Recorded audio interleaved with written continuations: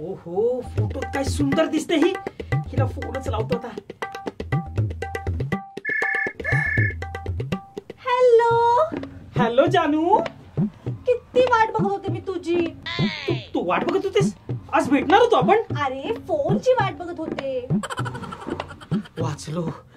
अगं तू तर फोनची वाट बघतेस, मी तर तुझी एवढी आठवण करतोय, एवढी आठवण येते मला तुझी. How romantic. अगं तू अजून रोमॅन्स बघितलाच कुठेस माझा. हे जे तू रोमॅन्टिक बोलतेस ना, त्याच्यामुळे ना मला लूज मोशन होतात. Loose motion? भावनिक लूज मोशन होतात.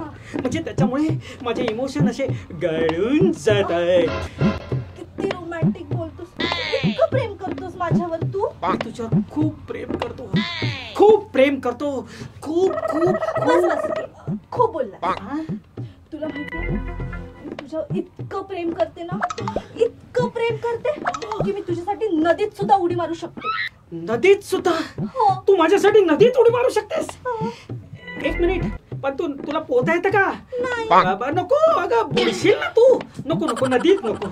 आणखी काहीतरी बोल.